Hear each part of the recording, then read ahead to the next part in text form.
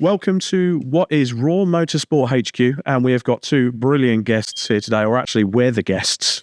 Yeah. Because we're at Robin's workshop. That's only because I got the fire on. You do seem so cold in every other podcast. Well, it's relevant. Oh, actually, Last episode we were freezing. It did look cold. It was 3 degrees, mate. My nipples could cut glass. And we have got club racer extraordinaire, former man that worked with greats like Andy Rouse and, well, dragged Robin up from where he was to where he is. Greg Rose joins the show. Greg Rose joins the show. Welcome, Greg, to the Driving Talk podcast. Thanks very much. Thanks, anyway. Pull your microphone just a bit closer to you. I've missed out the muff there, so it might be a bit more difficult to pick up your voice. But we are here at RAW Motorsport HQ. There's a lot been happening in the news, isn't there? There has been, hasn't there? There's a bit of NASCAR stuff going on, and 27 grand has been announced by Legends. Prize. Will Gibson has put his hand in his pocket, which I'm told is rare. Makes the rest of us look bad as well. I mean, yeah, that's a big commitment to dish that out. Yeah, I mean, it's a totally different format, obviously, to C1 Club. So, yeah, I'm glad he's got the entries, he's got the whole background to be able to do that, and that's amazing that he can do that. That's just cool. But I mean, Greg, you would have raced back in the day where there was prize money regularly, surely? Yeah, I mean, a lot of the European rounds, there was always prize money, not so much in the English. Is that the rally cost time? Yeah. Well, you're sort of saying we're tight-ass Brits. Yeah, well, I did mention it in my meetings before, didn't I? Prize money, but they do it in Europe quite a lot. There is always prize money. You had start money from ovals when you were doing ovals. We had start money. Yeah. Long since gone, unfortunately. What? So you literally just get paid to turn up? Yeah. Yeah. As soon as you start and sign on, you get your start money. Oh wow! Clive, it was around when Clive was doing it as well, and You're the entertainment. Yeah. Yeah, very good. See, I wish most circuits would do that. Never gonna happen. Never gonna happen. But there is a bit of an ongoing sort of relationship between you two, because effectively, Robin, you started off at Export in the trade when Greg was running it alongside John Cross. Is that right? Yeah, exactly. Yeah, I was working. Well, how far back do you want to go? It goes further back than It goes a lot further back than that. Yeah. Oh, do fill us in. So 13. Yeah, I was 13. The first memory I've got of Greg is quite cool because we were at a track day at Castle Combe. I was working for a company called V8 Supercar at the time, Peugeot specialist, and so I've still got the rubbish around me. But it's not mine, but I'm still doing them. But anyway, I worked for a company called V8 Motorsport. Yeah. And Greg was friends with the boss at the time. And we were at track day at Combe, and Greg turns up with his rally car on the trailer of his SD1 Vitesse. Yep. Twin plenum Vitesse, type of thing. Sounds like a TVR. So he told you a Vitesse is a proper car. Honestly, I'm 13 and I'm just like, that's the coolest thing in the world. Good old Peugeot rally car dies, what, 3-4 laps? No, lap 1. Oh, lap 1. Lap 1. So, of course, the only solution was to unhook the trailer and remain the rest of the day in the SD1. Well, I went to noise test before I unhooked the Oh, yeah, he took the trailer for noise. told me to take the trailer off before going on the track. And I was in my boss's car going around. Again, that Peugeot died, so we were in the Caddy. Do you remember the Mark 1 Caddy van? So we're in a Mark 1 Caddy van go around, and Greg comes past us into camp, big flick, and I just look at the side of the car, and I was like, I need to get in that. So I'm 13, shouldn't even be passenger in on track day at this point, but whatever. And I get in the car with Greg. The rules were better back then. Yeah, and it was a good old rainy day, and he basically took me around Combe, 4 or 5 laps, whatever it was, until we got black flagged on it, basically. Of some, people think that drifting's a new thing. No, I'm sorry. He was backing it into camp back when I was 13 and dirty grade land yacht. So that was, probably like 1996. So I left school 99, so it would have been, 95, 6-ish, I guess. It'd be Tom Walkinshaw edition. It was a proper Vitesse. But I remember the thing coming out of Bobby's, wheel spinning, third, wheel spinning into fourth, just to set it up and then just releasing it into camp like the Drift Boys do today. And I'm like, so there's nothing new there. That's been done for years. So so that was when I was working for Viper. That business went bust. I did some other stuff. And I got a picture of the Mark 1 Golf GTI, and you're in the passenger seat. It was about the same age. Yeah, it'd been the same sort of time. Yeah. But I was working for a dealership, and I heard of this place in Totton, Export Racing, and I can't even remember what made me go down there. I don't know. Did we meet up or something? Or maybe Dicko. I think I was out street racing because I did a bit of that. You did, yes. Actually, you will find that in the previous episode. Around touting for this Oh, okay. flying part. He does that in the paddock anyway, doesn't he? No, but I'm I sure think he came round and Dicko was something to do with it as it was definitely Dicko because we were at Page End on the long circuit. And Dicko turned up in his run for his track. in his 205 setback, and he got chatting. He said, "Greg's got his own place now on time." I was like, "No way!" So I went down there, and without being rude, I basically said, "Yeah, I'm going to be working here next week, so you need to do whatever you need to do to make that happen." He had a business partner at the time, and they kind of went their own ways and did their own things. And Greg was like, "Look, actually, that's pretty good timing. Give me a month." And within a month, I was in there. Yeah. So yeah, kind of went back, and it was just mad, because I hadn't seen him at that point for probably 5 years, I guess. Yeah. Because I missed the whole time you were doing the 205 rallycross stuff, and I missed all that, and then started Export. Well, that's quite exciting times for you, Greg. But where did your racing career start? Because didn't you work for one of the greats, Mr. Andy Rouse? I did work with him, a couple of times, and then I'd say a couple of times, loads of times, but that was only his racing touring cars, just coming out of RS500s, just getting into the Toyota Carinas, and then the Mondeos, and so lots of touring car stuff. Then Where did your motorsport story start? well, engineering. I did engineering to start with, and it was then based mainly around making motorsport parts and bits and pieces, and that's when I got more into the preparation side of it. But oddly enough, I went off that and went into driving car transporters because it made a lot more money than engineering, and that funded my expensive racing habit. So I started when I was 18 and in a Mark II Escort. Okay. Never seen a racetrack in my life. Parents didn't take me to one. And when you asked for a license, they just sent you one back and said, "Be careful, young man. There you go. There's your license." So qualifying at Silverstone was my first time I'd ever seen a racetrack, and I was driving on it. In a little Mark II. Yeah. And what sort of series was that in? Was that back in the Ford Saloon days? Or? It's a fast forward series. Bloody hell, so that would have been a while ago. Yeah, all right. And He's trying to play it down. We can't dig it. with Mark II, I thought not one. Straight from the showroom. That's yeah. I mean, I've had to fast forward, so a lot of the modified Ford guys would have come from those that Vector fast forward era, but some great drivers in that series. I mean, I was watching one the other day with Paul Bailey.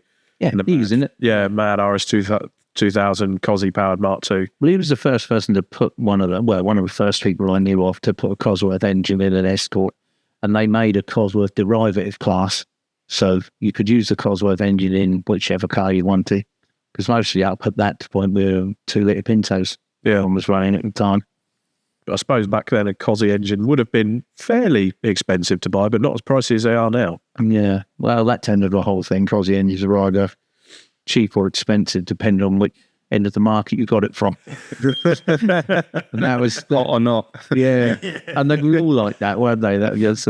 Every other Ford was back then. Sometimes you didn't even know that's what you were getting. You just bought engines, gearboxes, everything. But that's why they were sort of uninsurable, wasn't it? Yeah. But where did the move come into rallycross?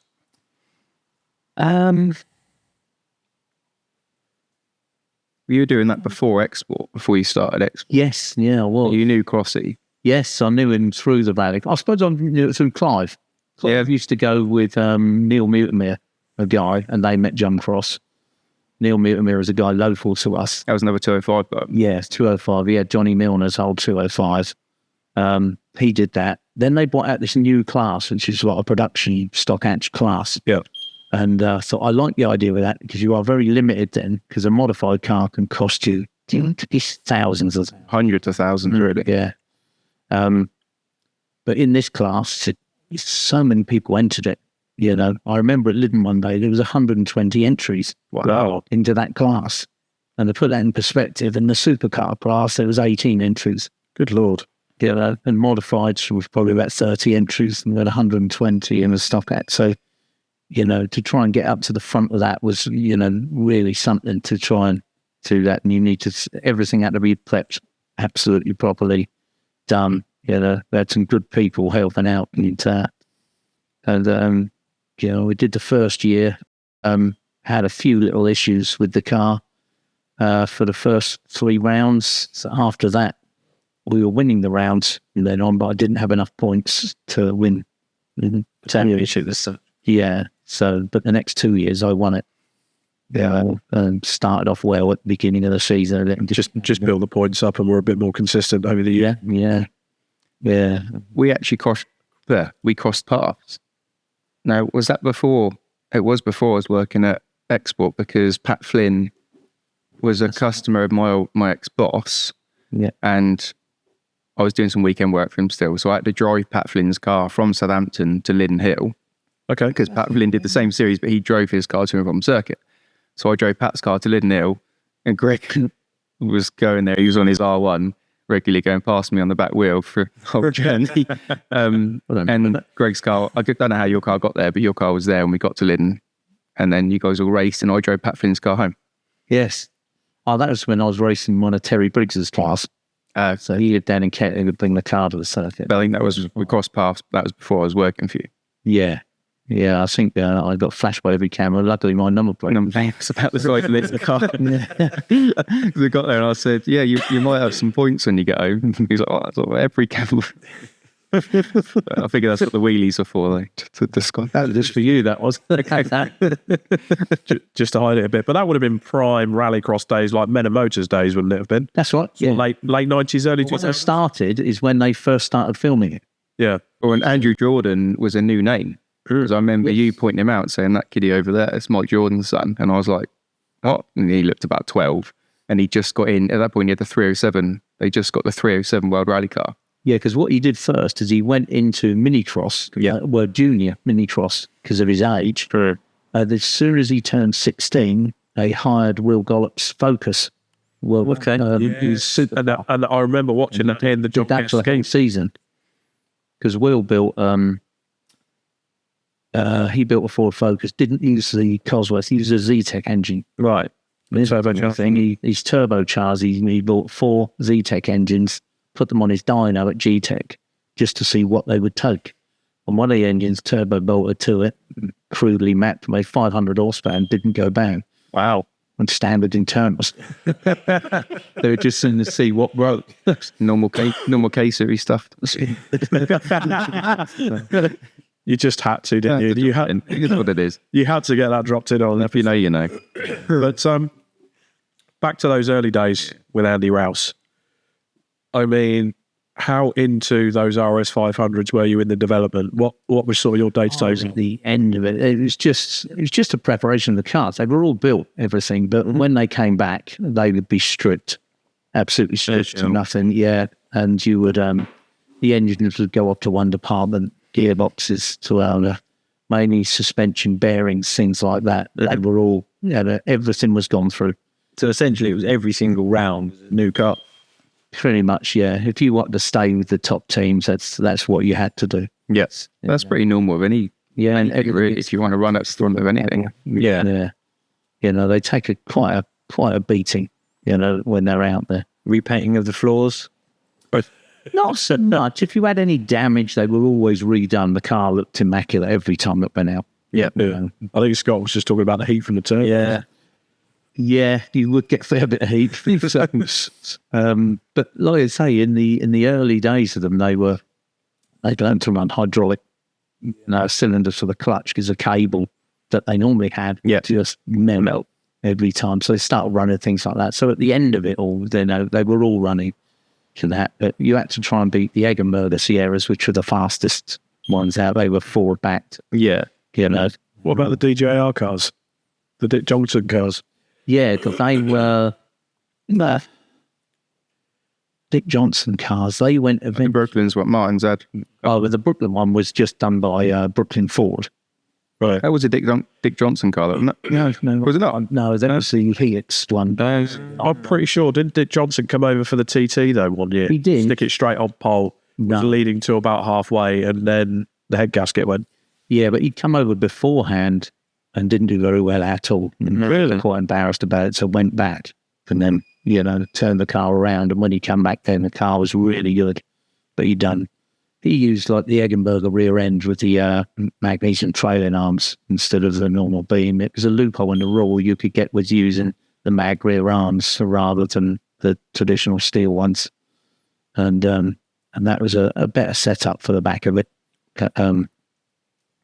They started running those. It was legal. There was nothing wrong with it. So a few cars ran that, but a lot of them stuck with the original, beam, modified rear beam, because they'd done it, tested with it, and knew it worked.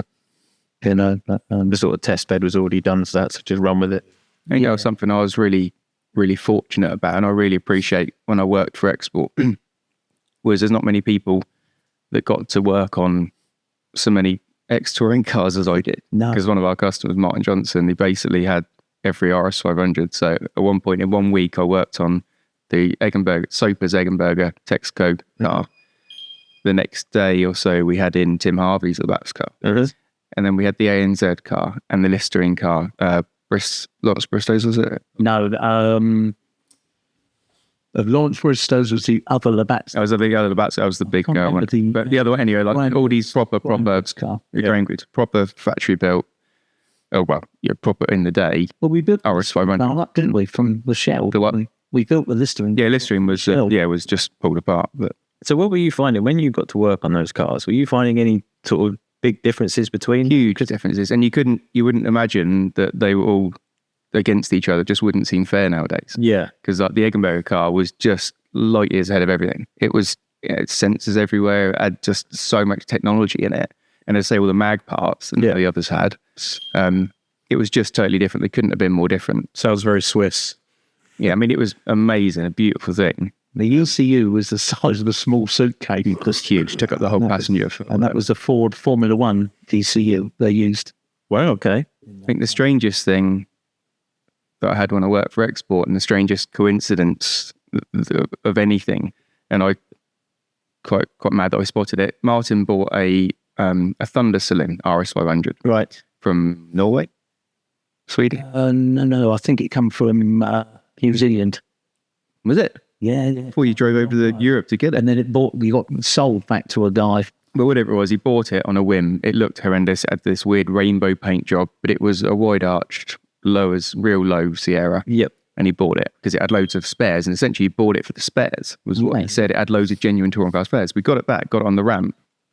First time I got it in the air, took the wheels off, and I'd look in the rear arch. I said, Greg, go here. And it was the other Listerine car. The other Labatt's car. Right, okay. So it was... And it was still written on the cork. No one had noticed. Lawrence Bristow. Found it. Yeah, it was Lawrence Bristow's. But literally, it was still blue, and it's still with the L was there, the LA and the DO, so Bat Size Don't Drink and Drive. And it's still there. They hadn't bothered taking it. They literally just glued the panels on. Yes, because after they went to Super Touring, they just sold them off for like 50 grand for the whole lot. Well, Lawrence Bristow didn't go into Super Touring. He stopped racing the RS500s, turned it into a Thunder Saloon, and went Thunder Saloon racing. But that was just crazy. So he's realising that at that point, then Martin owned the Texaco car and both the Labatt's cars. I bet you still wish you had them, do. Yeah. He done really well out of them. All the time he sold them, he done very well out of them. Yeah. So what did you do? Turn the Thunder Saloon back to the Labatt's car? We did, Original. It took ages, to be fair. You raced it for ages. I raced it for ages, but we also turned it back to the Labatt's car, keeping the Thunder Saloon bodywork. Oh, okay. Yeah, first they just painted. They wanted it at Goodwood at the Festival of Speed. You took it up the hill, didn't you? Yeah. Because that would have been around 50 years of touring. There was it, so the 2008. Was it wide arch then, though? Yeah. And the only reason we took the wide arch one up there is because the original one, the Tim Harvey car, got sold to a guy in Australia. Okay. And he didn't want it raced. He didn't want it taken up Goodwood Hill. But he wishes he would now. Yeah. He said, we got the Thunder Saloon one. It's in the proper colours. Yeah. And we took it up. And I was going up. There was Richard Longman, then me, then Andy Rouse. Andy Rouse commented this car. I wish it was this wide when we raced it. It wasn't much easier to drive, I'll say that. No, but the grip was really, really noticeably good on it. I can imagine. I mean, what a grid Thunder Saloons was back in the day. 309's my favourite one. Well, you had, was it Pete Stevens with the Mad Vauxhalls and you had the Summers 500 beat that Vauxhall. Yeah? Yeah. And was it Rod Burley who did some winning back then as well. 100 Brilliantins. Yeah, yeah. There was a couple of 309s, wasn't there, that were really low Cosworth. Dan Morris one was the one you're thinking of. There was one where all the suspension was mounted off the engine block. Oh, wow. And the block bolted to the frame. It originally had a Manta 400 engine in it. So if you had a rod go through the block, you're in trouble. Yeah. It was done incredibly light. I think it's still around now. It is around. I think the guy who owns Fast Car Magazine's got it because it's been resurrected and it's doing like the show scene. Okay. I know there's one in Modsports that does CSCC Modsports. Might be that one. Don't know. Cosworth powered now, isn't it? Yeah. Everything Cosworth and C. It's not just K20s. K series. Yeah, let's see you get you nowhere. So then export happens, which I actually still run those panels on my Focus. Great fiberglass panels. How did the meeting with John Cross come in? Just through the Rallycross or? Yeah, through the Rallycross. And though we were doing well at Rallycross, people wanted us to start fretting their cars and doing the same as ours. So that's how it went on to that. I sort of took the plunge and thought, right, I've got to do this. So Well, you're doing it at home for ages. off the Aurora, Doing this tons drive. Doing the truck driving, then doing them at home. because I worked for a company called ECM then doing transporters, and well, I can say it now, I faked an arm injury, tried to be off work. But it's a funny story. It bit me on the arse big time, didn't it? I was taking the time out of work, and Martin also had a DTM Mercedes 190, nice to Nuvo 2, and I was racing that at Brands Hatch. And as we were doing the testing on the Friday, I went past this car done in the ECM colours, and it was a Clio, and it was my boss. So How did you not get wind that the boss was racing as well? well, they were based in Carlisle, so that's where he was, and we were based in Southampton, so we never really met. And I saw the name on the side of the car, and I thought, it can't be. And we came into the pits, and sure enough, I was down in the pits, and Ginge was stood by the car, and I was stood over with someone else, and he was down there looking for me. I thought, well, I've avoided him. And then I did a drive, because I was on the reserve list, I had to start at the back of the grid. Right. Made it up to second behind Rod Burley, but didn't quite pass him. So the second race of the day, they decided to give me the Driver of the Day trophy. So we got onto the grid, they made us all stop our cars, get out of the car, present the trophy, and he was watching me from the wall, pointing at me.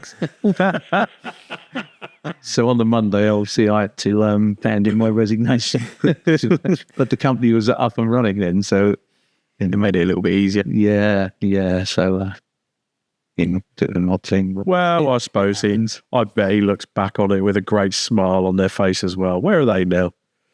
I don't know. I've never. Sold out. He's sold out to British car auctions. Oh, right. Okay. So he's probably racing somewhere abroad then if he made. His son raced for a while. He was in the SEAT Championship in Spain. Okay.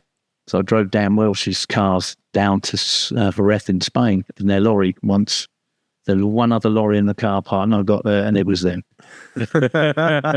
Did you have a good catch up then, Greg? Yeah, he came up, shook me hand, and he looked out. I said, "We'll be fine." That's what it is. Not that one, that's my bad ad. That's right. I should have said that.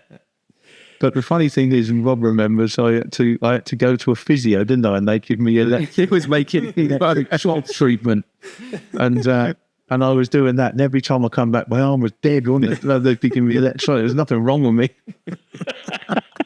It was quite common. Then he used to laugh. I said, I can't do anything. I was for an hour. My arm was dead. But stunning. Things you get to do. Yeah. So that workshop back in the day, as well as the RS500, is what were you guys working on, prepping? So it's a Mercedes 190E. C90s. He's bloody C90s. Yeah. I'm good at crashing them. Ford Falcon, being the Ford Falcon. Yeah, so Martin Johnson always had a touring car or something gnarly of some sort, so worked on lots of really, really cool stuff. But day to day, I guess it was a lot of, we built a lot of cool Peugeots. Yeah, 205. They don't exist. 106s. The 205s we built were about as cool as they get, to be fair. I think 205s are. No, I'll give you It's that. the only cool Peugeot, I think. No, the 309 GTI is pretty cool as well. We built some really cool, some really fast, race-winning cars. So that was it's always good to be part of. And then I started, well, one of our customers, Craig, bought an E33 1.8 and a day or 2 days later. Yeah, he went sideways. Yeah, he was from that. so like drift king and then into a tree. Brought it in, rear quarter all beaten, and was like. And I said to you, didn't I? There's a race series for these. Yeah. Why don't we buy it off him? Tap with a race car, and that'll be your first car. Yeah, so that was the birth of the production BMW Championship. Yeah.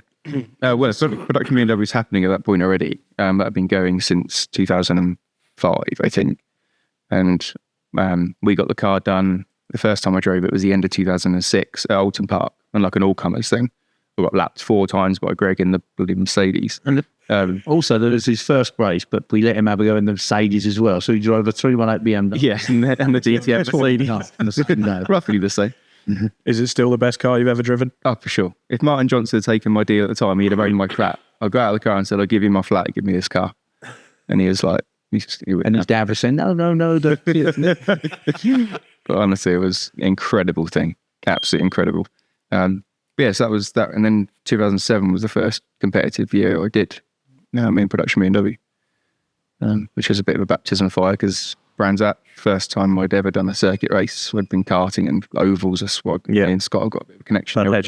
And Hedge End, of course. I know them all over. And I turned up to Brands Hatch and didn't know anyone or whatever. And Greg thought it'd be a great idea to bring my one E30 production BMW in the Arctic, in the export Arctic. So of course everyone was like, who's this knobhead? And what the hell are they doing with and everyone else was intense. No pressure. It was like budget back then as well. So everyone was intense, no one stayed, it was proper. And I was like, I'm getting some funny looks here. And I went out and put it on pole. Yeah, you did that. So of course then everyone's looking even harder. But then did we ever get scrutinised? Oh, did we? Geez. But then the first lap of the race, Graham Hill Bend had a really nasty curve and I dropped a wheel the wrong side of it, smashed the sump clean off the car, caused a huge pocket on my oil. So I wasn't flavour of the month that meeting. No.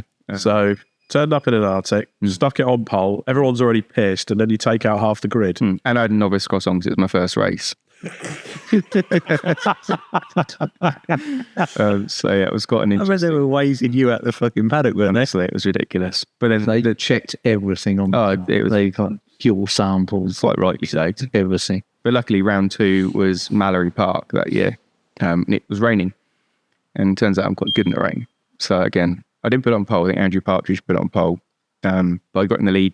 I'll say you're good in the naive. The word to start with.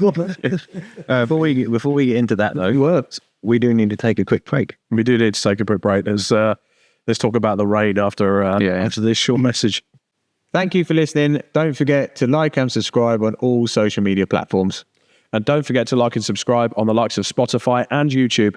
Subscribe to listen to us for new content coming up wherever you can. Yeah. Right, welcome back. We've had a cup of tea and sat ourselves back down for some more stories from Greg and Robin. We haven't really spoke about super touring.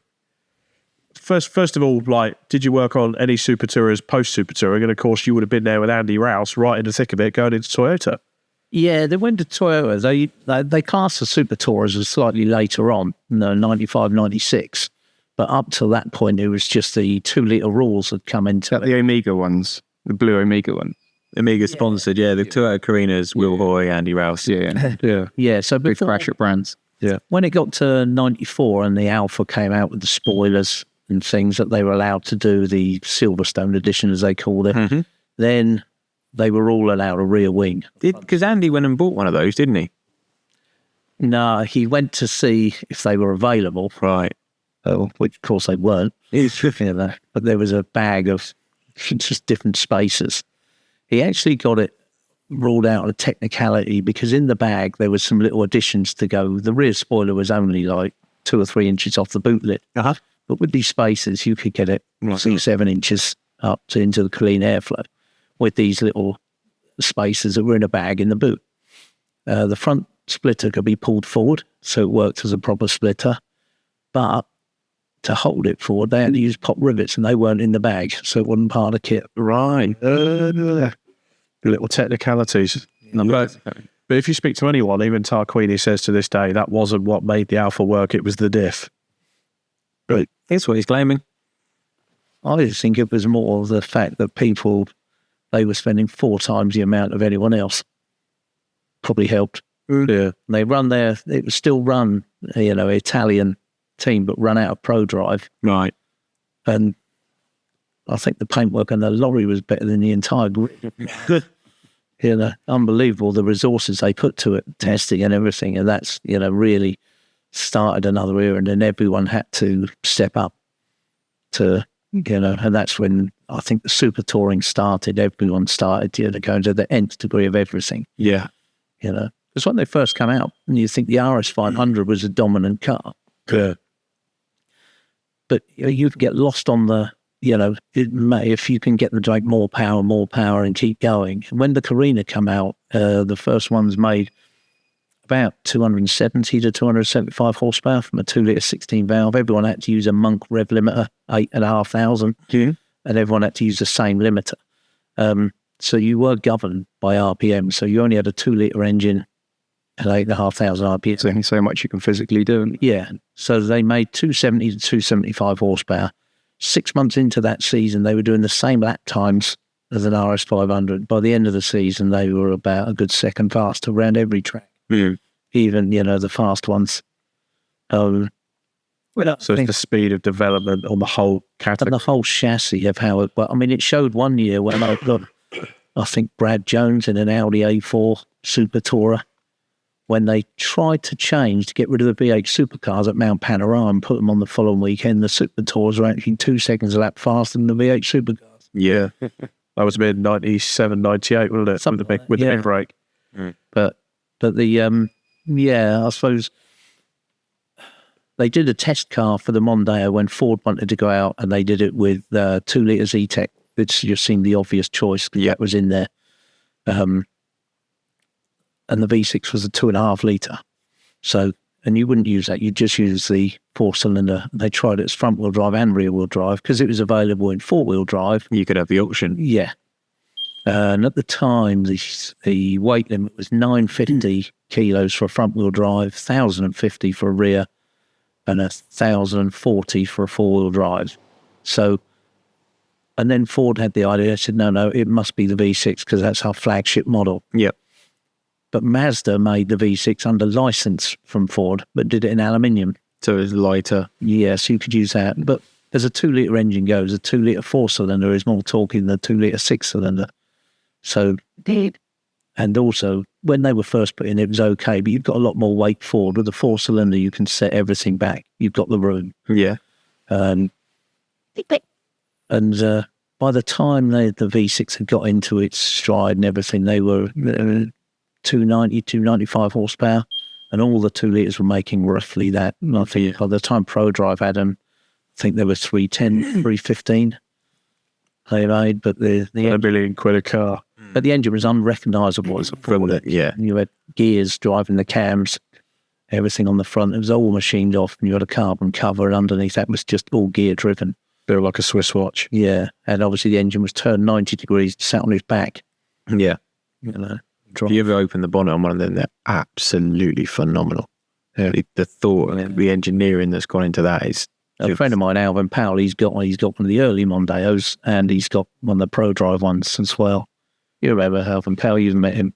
Used to race like Welsh sports and saloons and stuff like that. Don't ring a bell, but I met lots of people. Lots of famous cars. But yeah, it's the touring cars went, absolutely insane. But I think the best this year, the best years were like 92 to 94, something like that. It was loads of manufacturers in there, loads of manufacturer support. And the racing was really, really good. You never knew who was going to win. And I mean, there's a fair bit of controversy as well, which always helps the spectator point of view. Yeah, keeps things up. How did you find the racing? Because when me and Rob spoke about it, we were just saying some of these races because you would have watched them live, whereas the public got them as an edited. How were they in live? Were they as processional as some people say they were? Were they as entertaining as we were perceived to see it? The pit stops looked entertaining. Yeah. Yeah. I mean, you can always, if you want to see it all, watching it on telly, you can't beat it. Because when you're there, when I was in from the pit wall. Yeah. So I didn't actually go and wander around and watch them from any particular place other than the pit wall. And it's a bit like we do now, don't we? We see everything from the pit wall, so it's just a straight that they go from. Yeah. And it's nice sometimes when it's not your race, you'll wait for your race, and you can go for a wander off, can't you, and go and have a look. Yeah. And but yeah, it was all very hectic. Everything was just make sure everything was ready up to the last minute, and just turn out the best car you can. And I think once they get past their first lap, as long as they come through on the first lap, the race was on. But the first lap could be anything. Yeah. They would do anything. They all say it can't be won on the first lap. Well, yeah, no one told them that. I think because of the money that was being pumped into it at the time, you had to pass that other manufacturer, otherwise that was your wage, sort of thing. Yeah, they would, whatever it took. Bloody hell. Well, talking about setting up a car properly, so let's come back to Mallory Park. So we're going from super touring and what is seen as the pinnacle of British motorsport to Rubbish old E30s. To The pickle. the pinnacle, the pinnacle of Robin Welsh's career, apart from the C1 club, obviously. And that was E30. So your second race at Mallory Park. Yeah, just got there, and qualifying was kind of dry, damp-ish. It was not too bad. Changing conditions, so... Well, you'd never done the track, had you? No, I'd never been there, didn't test, couldn't afford that, because people don't realise back then it was my only car, so it was my daily, my motorhome, my race car. And it was... So I'm Well, like, we built the car for him, but he was putting his own money in through Grandad's Rover. yeah, and that was... And so he used that as the car as well. So, yeah, front row, and just literally as I'm in the assembly area, Jason Zennis he's come to all my race meetings. He was actually my business partner in RAW when we started. He was there and he's like, looks like it's going to rain, mate. And I was like, oh, never know your luck. And literally just click it and it came down like proper rain. And he just smiled, shut the door and went, see you at the end. And yeah, I just got off the start and I was on the dirty side, which actually helped me off the line, and got ahead of Andrew Partridge. And I remember asking Greg, what do I do if I'm in the lead of a race? Like, do you pace it, monitor it? No. And he's just like, no, you just get your head down and just do every lap as if it's your last. And I did that. I think I lapped everyone other than the top three. Beautiful. And that was sort of just away with it. And that was really good because it was like just showing. And I was ambassador for Export at the time in that series, really, and it got us a load of work because I had three really successful seasons. And before you know it, our workshop went from Peugeots to moving to Basingstoke and be just E30s everywhere. Like we were just the go-to for working on production BMWs or setup device or building them, or we were just doing loads. That led into like M3s and things. Yeah, just Sales as well. Everything and anything. Yeah. We were. And how long were you guys running in the production BMWs? I mean, you had the fleet, didn't you? And that was peak production BMW. Oh God, yeah. I mean, I raced in it up till 2010, pretty much from 07 to 10. At its peak, really. We did the old ABC grids thing. Every grid was oversubscribed. You had to get your entries in. And I mean, this was back when I was writing checks at the beginning of the year. Yeah. Write your checks, fill in your entry form, clip them in, send them in, post-dated checks. And every grid was oversubscribed. It was ABC grids. It was mental. It was really, really busy. And we were just, so at that point, we had the lorry, we had 3 hire cars. Yeah. I was out there in mine plus 3 hire cars, and it was going really well. We were building loads of cars, doing lots of engines. And it was relatively sort of big deal at the time. I know. You raced in it then, didn't you? When did you start out on your own? Because that was 2009. No, RAW was 2009. So I was still doing 2008. You did some, didn't you? And then some, sort of the drifting. Yeah, so I started doing some British Drift Championship. Just wanted to try my hat something different because I had an M3 that I was racing in Project 8. Because it was on the same weekend. Yeah, that was cool. And then I realised, turns out I'm quite good sideways in the car from racing E30s in the wet. So I was like, I'll go and do that for a bit. Turns out I didn't like the whole. I love drifting. I still do, and I do loads of it still. But very political, isn't it? Yeah, I just didn't like the fact I'd come from racing. Everything I'd done my whole life was racing. If I win, I win. To go into a sport which is only like ice skating or ballet or whatever, it's judged. Because anything that's judged is super. It's open to fact then. Yeah, and I just face didn't fit. I don't think it was 2011 that I did that. very early on in British Drift Championship, and just didn't really work for me. And I was like, no, that's fine. Because you weren't in an anything jab. Yeah, And you speak your mind. That didn't help. yeah, very different. Yeah, Really? I didn't know that. We all appreciate that. yeah. So yeah, to stop doing that, I did a bit of the Nürburgring with Kevin Maxted actually. After that, I remember you still got that photo of you going over the, what corner is it? Quite the famous hump in the M3. Gas shocks down the I side. did jump. Yeah, exactly. So I was working with it was Kevin Maxted's car, but it was gas shock sponsored through Warren and Mark Gazzard. Yeah. And in fact, well, I got the 540 actually before that, but toward the end of my production BMW and TTRS stuff, I had E30s and I had the M3 and I'd race an E34 5 Series for a while. But I got essentially sponsored by Gaz toward the end of it, weirdly through slagging them off. Your funny story about that. Go on. Yes. Robin hated Gad. I turned up one morning to work. We hated Gaz. It was a very community. Yeah. It was very like, I liked the guys. I knew them. I didn't like their dampers. I preferred the Bilsteins. I come in one morning to Warren phoning me up. So, what's going on here? We sponsor this BMW series. We're getting a right slagging off. I thought, oh, that wasn't me. By the time Rob went to work, we realised what he'd written overnight about them. I'd make my views very obvious on the Celloc forum at this point. And he said, no, I'm not apologising. I'm not doing that. So anyway, it all blew over. And we ended up going to an awards do.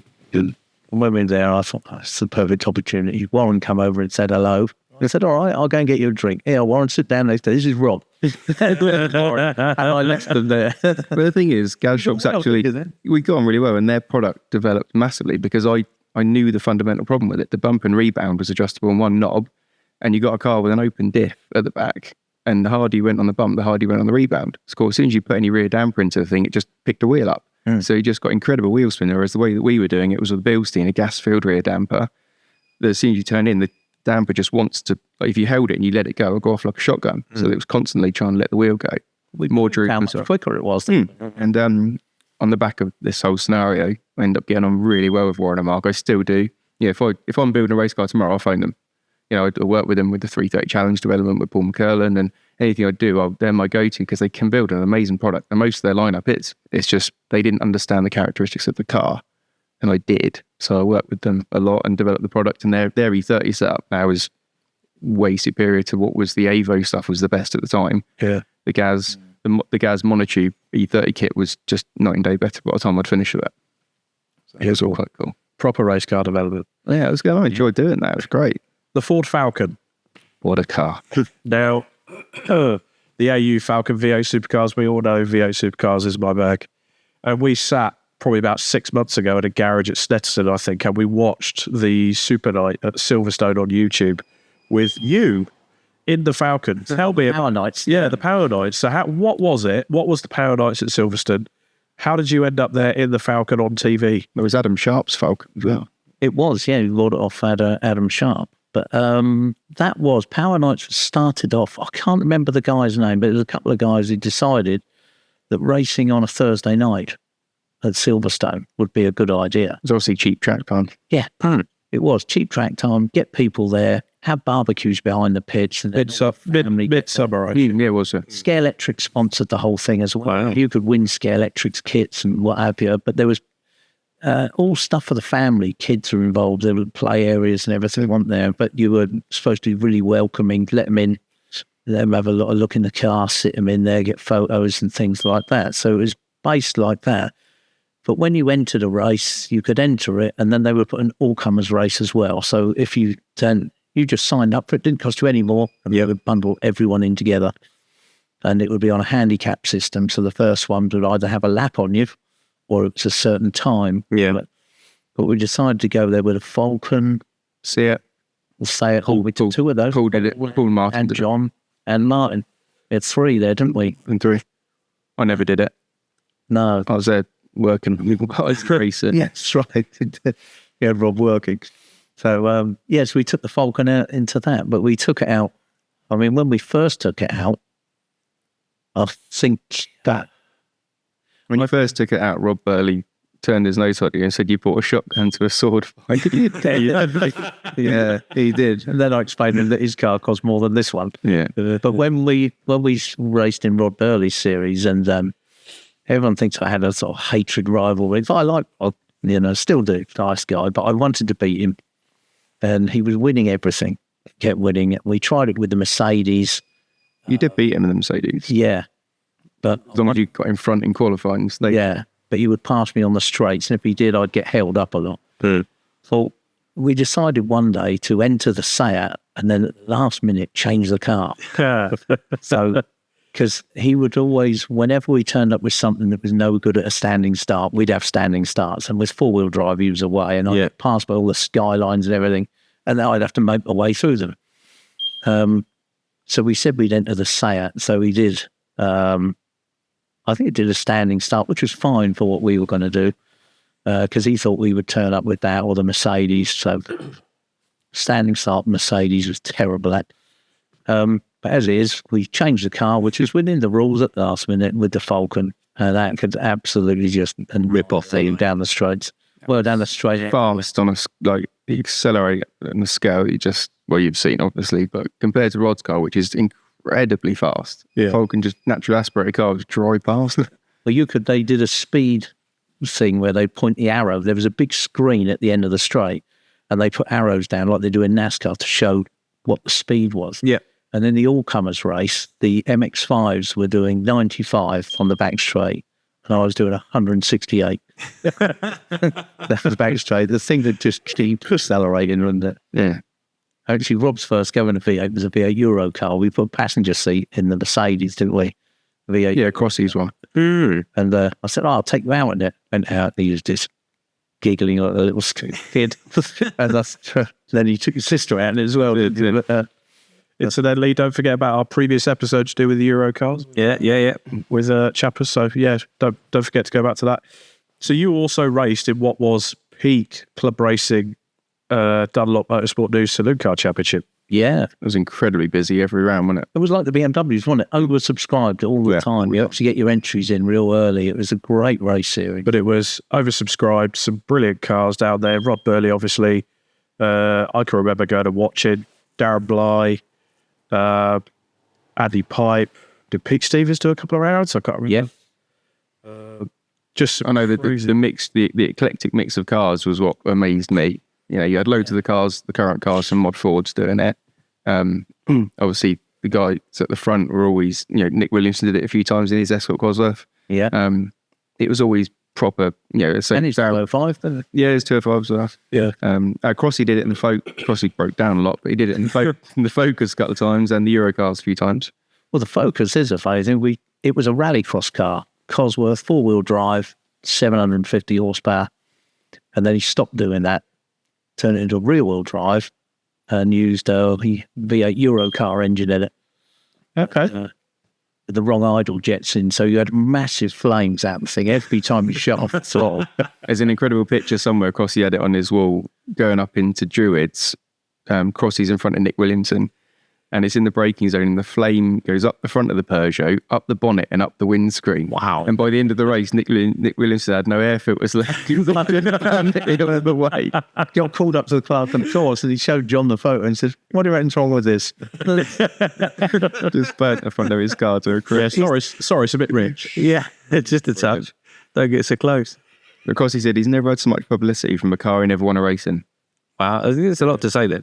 The thing was mad. And it was more mad when it was a rallycross car, but it never got anything then, does it? Right. Yeah. But up against all the other rallycross machinery, it wasn't anything to shout about. Wasn't the best. Same as all of them. But it was a great series. There's loads of 20-valve Volkswagens. There was a few Mark 1 Golfs and we built a Mark 2. Yeah, Mark 2 20-valve for Mark. We built one and we just went nuts with the thing. Touring car wheels, single lock hubs, everything. Mm-hmm. Took it out of Donington waiting for a guy who was a real novice at racing, and I took it out of, wow, this is fast, and come in and I said, what's it like? I said, yeah, you need to have a go in this. He come back and goes, what's Mark going to be like in it? I don't know. It was fast, wasn't it? Yeah. Very lightweight. But it was a good series, and I think that's, it was club race. It was cheaper though, I think. But that was all. Oh, big still. I think the entry fees back then were 200 quid. Yeah. Wow. Yeah. We got Careba. 2 15-minute races, but if it was ABC grids, it was. But they still at 2, but it was really good fun, good value. Just everything seemed busier as well. Yeah, better. I think the meetings just seemed a lot busier and simpler times, I think. Well, you never had so many modified series as you've got now. You had that one. You had the Northern Sports and Saloons, Which is still good, yeah. which was another level of, Yeah, the craziness. yeah. Just with extra gravy. We did a meeting there. You did it in the, I was in the E30, I think. yeah, you did the Toyo series to help Sean to his points. Oh, yeah. I took the Mercedes, and I thought, this would be good. Proper German touring car around there. I nearly got lapped. Wow. Well, Sierra. And the Sierra, Very Sierra. no, 3-door Sierra was about half the height of a normal Sierra. The engine was in the back. Big block Chevy in the back. Incredibly fast. Well, that's cool. That sort of stuff. It's mega. That's like seeing weird stuff like that. It's like that stupid beetle looking thing. It's just a radical, basically. It was a radical with a beetle shell over the top. sort of, yeah. Yeah. Resembling. It does basically look like a Radical has been mounted by a Fun Cup car. You're saying about Even hidden the fact the rear lights are still radical. You're saying about Burley series, and it goes to show how popular it was because you had people like Ron Cadell and Darren Bly that were building cars specifically for that series, R32 GTRs, to go out there and try and beat, Rob Burley at his own game. But I can still remember the contact at Paddock Hill a few times where Rod had Darren held his own. There was a few of those. Yeah, there was a few of those. But Malcolm Wise was a bit sharper back then. He's not the quickest now, I will say, but it was in a Escort Cosworth. Escort Cosworth, yeah, he's still got it.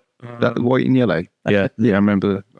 But the thing is, back then it was incredible, and I think it brought Motorsport UK to actually they brought it all down a level. I think because the way the Skylines were getting, although they weren't much faster really, Rod's car, they were just so incredibly powerful. They were just on big circuits where they could stretch their legs like Thruxton. They were just way too fast. It was dangerous. Getting a bit out of control, really. I mean, but watching people spend that sort of money on cars like that to go club racing was insane. Yeah, effectively using touring car budget.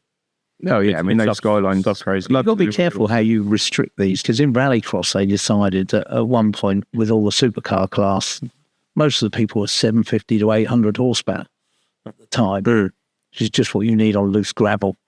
But it was who could get off the line. Unless you could do a sub 1.8 0 to 60, you weren't going to get anywhere. Yeah. And then they decided to put restrictors on them, 45 mil restrictors, which backed the power down to about 555. About 550, 560. But all of a sudden they made the engine more torquey. Then the gearboxes got really expensive because they have to handle all that power, 900 pounds of torque. Yeah. Which they never had to before. And the transmission was always dearer than the engine. So, it can have an adverse effect sometimes. You're trying to cut the cost out and everything, but without actually doing the development to find out what it's going to cost further on down the line. Just putting something in place and snowballing to make it more super really. Exactly. Well, before we go to the other end of the coin and talk about Sailor V and C1s, it's time for another break. Yeah, indeed.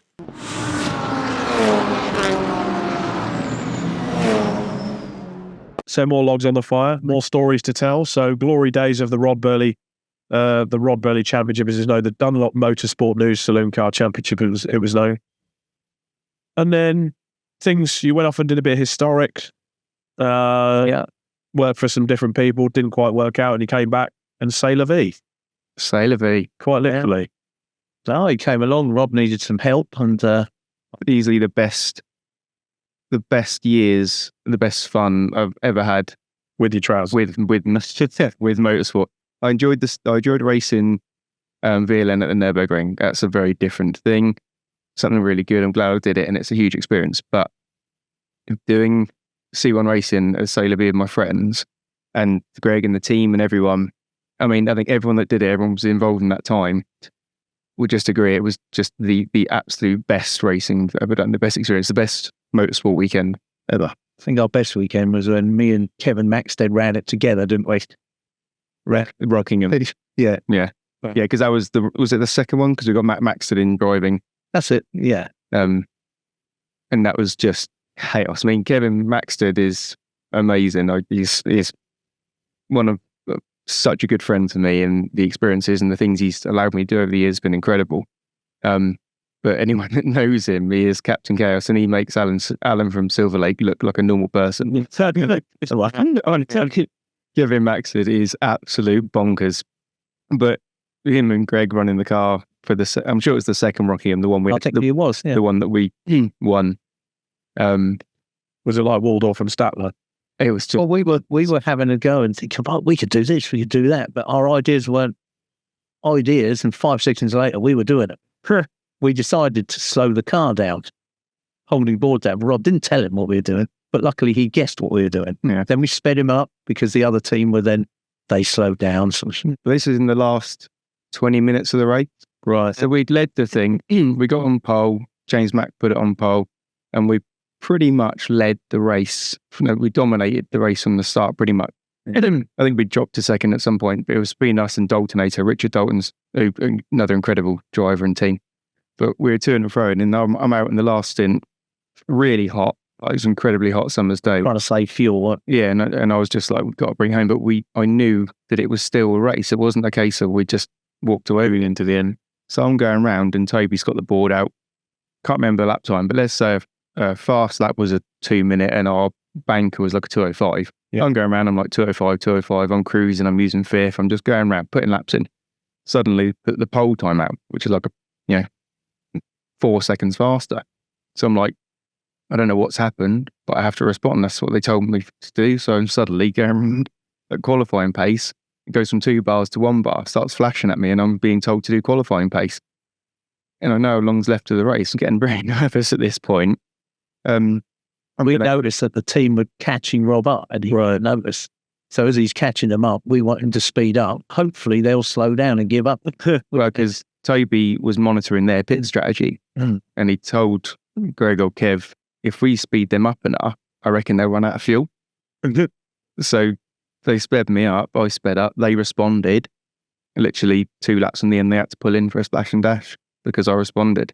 And then they put out, 2 or 3 laps from the end, they put out the board basically saying like 6 minute laps, whatever, like basically we're good, just chill, just bring it. But I was really nervous for a few laps. Then we do the whole thing in 8 pit stops. Then Wow. Yeah. 9 9 with 8. Yeah. We did it in 9. We did it in 9, Dry race, 9 stop. and I think 6 of them were under the safety car. Yeah, we just went perfect. Everything went great. And Even had a wheel snap. But James Mack, I mean, he's oblivious to everything anyway. And he come in and was like, for like an hour of that stint, I had like a really bad wobble. And it sounded really funny. And the wheel, like 3/4 around the wheel, was just broken off. And he's just oblivious to it. We had the paddling pool out the back of the pit garage. Yep. And it was hilarious because we were the quickest pit stops by some margin. And at Rockingham used to be able to stand on top of the garages and look below. So, I mean, toward the end of the race, our last 2 or 3 pit stops, I mean, there must have been 50 people up, leaning over there watching our pit stops, videoing it. All this, like, of course, they're just like to all the team, like, on your A game, boys. Like, we're being watched hard.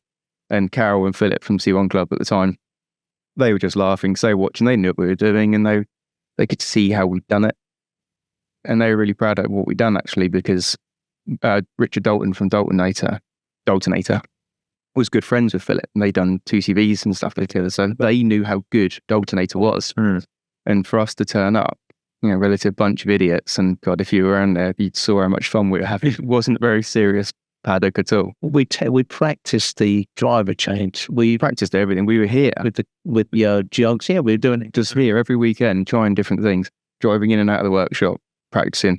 And the wheel guys are practicing, the fuel guys are practicing, everyone, the drivers in and out. We were just trying to shave tenths. And this was back then in 2000.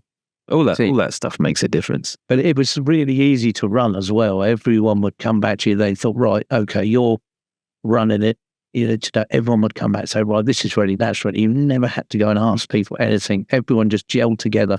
Yeah. Really. Even back then, we were logging every single bit of data. So we knew exactly how much fuel went in, exactly how many laps we'd done, at what pace. So how many laps are at quali pace, how many laps are so laps, how many laps are under safety car, and then how much fuel we put in the next one. So we knew exactly how much we used, and then that data was all correlated, written down on the sheet in the top drawer of the toolbox, put away. We had to do that because Paul Dickinson would tell us how useless we were. Yeah. We didn't do it. So we kept, and to be fair, that was really good because the first Rockingham we should have won, but we didn't because I got hit really hard in the middle of the night. We broke a drive shaft 3 laps from the end. So we led the whole thing. Yeah. We'd led that one from start to finish, and 3 laps in the end, the drive shaft broke, and that was soul destroying. But we learned from that the data we gathered was so important on those later pit stops. Yeah. Because we knew exactly how long we could go, how short we could, whatever. We knew all the variables. But we also realised that myself and Paul could conserve fuel, do whatever they wanted us to do. Chadders and James didn't understand the concept. They're very fast. Drive fast. Yeah, and they could do that as monkey see, monkey do. No, okay, no, fine. Yeah. But when it came to being tactical, Greg knew when to put me and Paul in the car. Because if we needed, like, the classic you've done at middle of the night, Silverstone, middle of the night, dry, but you still need to do 2.5 hours, but stay fast, full, me and Paul. And we could do it because we just sit behind someone and just stay there, wash, I think there's a lot to say, though, when you've got a team like that and everyone's on the same level and you've got someone running it. The issue you've got when you've got some of the teams now, some teams are like that. Some teams you get in the C1 stuff, you just can't do it. So you need to accept that you can't do that with the people you've got around you, because these guys, they're pay drivers. Some of them, the team literally assembles over the race weekend. They're from different sides of the country. But if you accept that, you're going to have a fantastic weekend and just enjoy yourself. Yeah, for sure. And that, With us, everyone, the communication was there. It wasn't, even though I ran it, it wasn't like I was in charge of anything. Well, the great one was just do their job. we ran it. Knew what was going on. Yeah, it was run essentially a bit like you had the team, say La Vie, but everything within that had their own team. So the refuelers did their own thing. Yeah, they knew exactly what they had to report to Greg. They knew roughly when they had to be ready. They knew what kit they had to have. They had checklists of their own. Yeah. The wheel gun guys, again, we went through, all of us tried it to see who had the best technique and who could actually get that 10th faster. But also every single pit stop, it was like a pound in the pot. And the wheel guys, for instance, would race each other, see who could do the pit. Because you got competition within a competition within a competition. And that then made each different department essentially do their job efficiently. But also we had a rule, me and Greg discussed when we started Soapy, we didn't pay any of the team. We covered expenses, fuel and all that lot. But if you wanted to come along, we feed you. Yeah, exactly. But which is if you want to come along, you come along. And because of that, it was a true group of friends. Yeah. Doing it all with the same goal, all wanting to win. So it wasn't anyone being there like, oh, I'd rather be at home, missus, and I'm having to work. No. You're in because you want to be it. Exactly. The two fuelers were, good friends. We both known them for years and years and years. Same with the wheel guys, all the drivers. The reason we did it was because myself, Paul Dickinson, Chris Chadwick and James McIntyre have been racing for years, but all in different stuff and all very successful.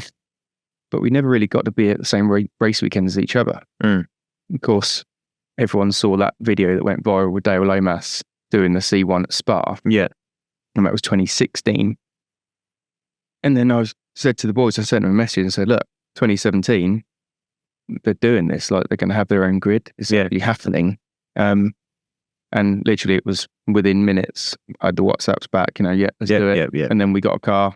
I was working I had my unit up at Thruxton at that time. But literally within a week we had the car, we built it very basically because we didn't need to do much, and you still can't, they are what they are. We bolted the thing together. It was still very much in it. I was thinking what we did though, we did the details. So we got the car built, immediately went test it. And I tried, God, how many different rear toe setups, how many different front setups, cambers. I just tried everything. And then we tried different tyres, different tyre shaves. But we also, for the second Rockingham, we then realised that if we actually rotate these tyres, so go testing or track day with all our tyres and get 3 laps on all the tyres, out the gate, we'd be a second a lap quicker out the gate. Yeah, they are. Rather than having to build that pace. So those little differences, we were the only team I think that was putting in that much effort. Myself and Paul Dickinson went up to Castle Combe twice before the second Rockingham with wheels and tyres and everything, and getting the local tyre company to swap them over at lunch, just doing laps. It was boring, but hey, We were there because we knew we needed to do that. So you're the reason you've got the revolution that you've got now, and everyone's putting that much effort in the C1s. So the thing is with C1 now, as you know, because you asked, say to everyone, ask the question, I'll tell you. Yeah. Like, I know the winning formula. It's like at the 24-hour race. Nick Goff from Morwin, they said, we're doing it. That's when they did it with club racing that year. He said, can you just give me a formula to use? Yeah. And I was like, yeah, no stress. So he emailed me. I sent him an email back, which I'd send to anyone. This is the formula. If you do that, that's 50% of the, if you get the luck, the other 50%. Yeah. But if that goes to plan, then you will finish top 5. Yep. And they did. For sure. You just will. And I said, and then if you've got enough, if the drivers are good enough to actually up pace when it's needed, you got the chance of a podium. It's simple maths. A 24-hour race is not racing until the last 2 stints, really. Decide whether you're there or not. Yeah. Up to that point, it's a maths game. Do as many laps per stint as you can. Yeah. It's quite simple. And of course, drafting and all this sort of stuff helps with that. And then you've got to work out, if someone's come past you, well, great. That's amazing that someone's just come past me, because I can hook on and go as fast as he is with half the throttle. Yeah.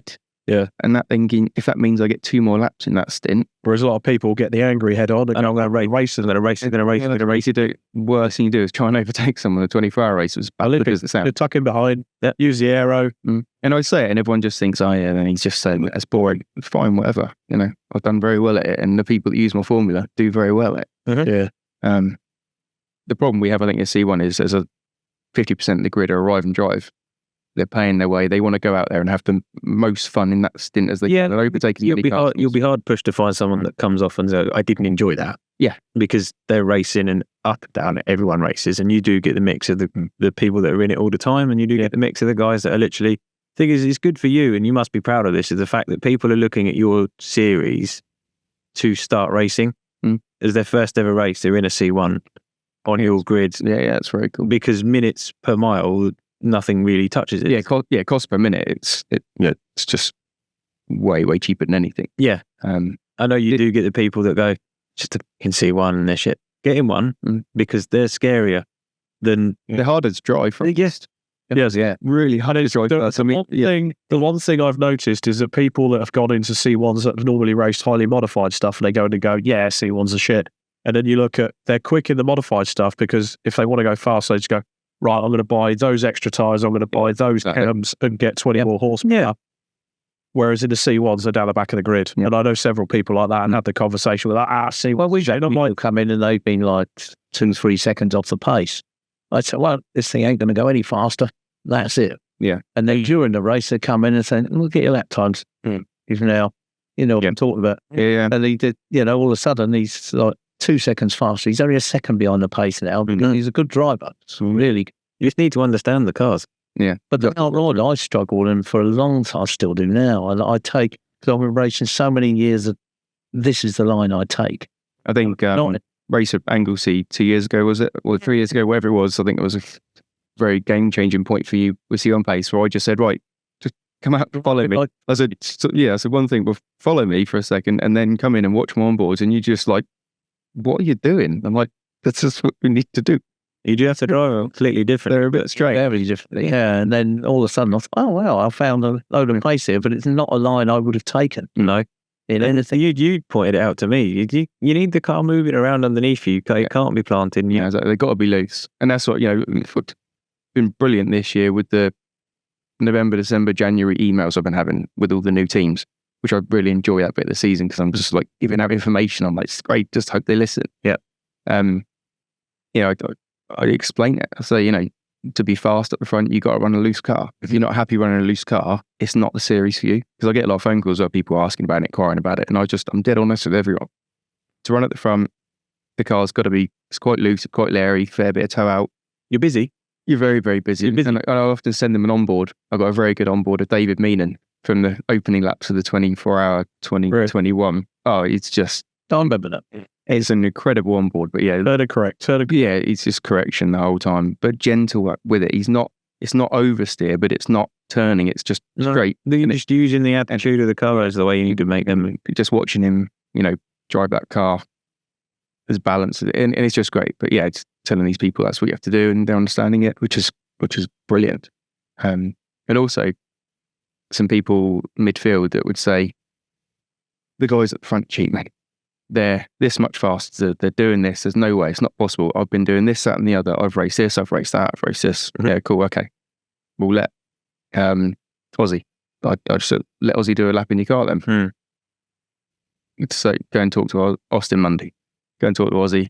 So how can you go do a lap in that car? And in mini, he's like, he's a dippy blonde. He'll be like, I'll drive the car. And he'll go out and he'll put it on a pole lap on the second lap. And he couldn't tell you how. He'll just get in any car and go fucked. And those people then like, oh, all right, now go and study the onboard. Well, sometimes what will happen though is I'll put Adam or Aussie or one of those guys in the car and they'll come in and say, it's all right, But it's not doing this. but I can't do it with that car because of X, Y, and Z, because the setup will be appalling. Yeah. So I'll then say to people, right, this is what they advise you do. And some people take that on board and some people say, well, I can't, we've tried that and I can't drive a car like that. And I'm like, cool, well, that's the end of it then. The biggest investment I think they can do is invest in themselves. It's not just the car, because there's so little you can do with the cars and it's so controlled. There's only so much camber and tow you can run. Mm-hmm. So I think it's a good starting point as well, because if you get straight into modified stuff, as when you first started, I said to you, just go in these BMWs, forget the stuff. Learn to drive something slow. If you can drive something slow and get the most out of it and you're wringing its neck, you can't get any more out of it, then there's a time to move up. And then when you move up into the modified stuff, you realise how much quicker you can be. But you've learnt your racecraft, haven't you? Yeah. Right, by doing that. It's a good, and I think the C1s is a good starting point, although that's, the way they drive, it's going to throw a lot of people if they get modified, but they won't mind the car moving around. I've always said a lot of times as well, people who come from oval racing are normally very good. They're used to very close racing, cars stepping out and they're not always hitting into each other, but it's very close. Well, what I see a lot of the time is guys from one make racing generally are very good in C1s. Mm-hmm. So last year at the August 24-hour, David Drinkwater had one of his cars out with a load of guys from Civic Cup. I mean, Jan Whitaker, I can't remember, really, really tall guy, tallest bloke I've ever met, I can't remember his name, but they were all at the front of Civic Cup. And they took to it like a duck to water, because they're used to the cars being a little bit wild, a little bit oversteering and all the rest of it. And all they did was watch them on boards from David. They did struggle because they didn't do testing. Like the first few laps, they come in there a bit like, not sure on this, not really sure what to do. Watched a bit of on board, but as soon as they got into the end of qualifying and the start of the race, their times, they matching David. And I think if you can get in a C1 and match David, you're completed life. Yeah, it's done, isn't it? You're like, right, I can do this now. And all of them did it, and all of them could do it. And they had their own talk, and suddenly they're on the pace. But as you say, we see people come into it from modifieds or single seaters or grip racing. Yeah. Anything with loads of downforce, loads of grip. So good. They just don't get on very well at all. No. Touring car drivers generally do very, very well. But some of them even struggle. At Rockingham, Andy Prio and his son did it, which is great. See that with Chadders. Yeah, Chadders beat him in qualifying. And he came over and he didn't quite understand it. He was like, no, don't get it. It's not possible, this and the other. Yet in the race, it was a wet start and he drove past him and probably got 3/4 of a lap in him in 4 laps. Yeah. And then as soon as it started to dry, the other way around again. No, not the other way around. A couple of cars caught him, but he kind of found his feet by then and he got fast slap and just drove away. As soon as it clicked, he was like, I got it. And he found it a bit strange because it's so far from a race car. Yeah. That's what I say to everyone. I was like, they're not a race car. They're not. They've got a big tyre, big soft tyre, and standard shocks with a road spring. So if you think it's going to behave anything like a race car, just forget it. All these misspent use of various little bits of street racing in underpowered cars coming really handy. Yeah, I've never done that. No. But also the oval racing stuff we've done. Yeah, the oval racing teaches you so much. Just loose surface car. We do a lot of stuff at the same oval racing club, Tonga Motor Club, local to. Love that place. And yeah, just because the car's constantly moving around because you're on dirt, that taught me a lot of early car control stuff. It's done brilliant things with me, that whole thing of that. Just, you get so much feel for it. Rallycross does the same. Exactly. Max Moore said the same thing. Back to loose. Real quick. Just like that. And then going from loose to tarmac, which is harder because the loose is dragged onto the tarmac. And you don't know at what point you're going to get your grip. And all of a sudden you do, but you just have to adapt to how the car Yeah. Nothing changes. Everything's on the fly, and it's just the feel is the biggest thing. So that's why. The same as like with the oval racing, things will change. The corner will get slippery, then it's slippery, then I've done rallycross in Antigua. It's really lucky to do I deal with the guy out there, and I supply him a lot of parts, so he took me out there for a weekend. But I really want to do some UK rallycross. I think that's a box I've never ticked, and I think it's something I'd be good at as well. I just need to find a relatively cost-effective way into. So like he's done it. 205s. Whenever that's all gone, I'd find a 205 trying a 205 these days, let alone build thing as a race car. They do a one make series. Minis, yeah, the minis. Well, if you like, they do stuff like Lydden Hill do a lot of stuff. They do Lydden rods and stuff like that. And the mini, they do, minis. They're doing a lot of stuff with the minis, the old R53s and things. So they runners knows, but they pick the Suzuki Swift, but it's still not a cheap way of doing it. No, because it's all composite stuff. It's a brand new car. You'll buy not a second-hand car. And so we try to implement that into Rallycross and have a series between the production stock hatch and modified.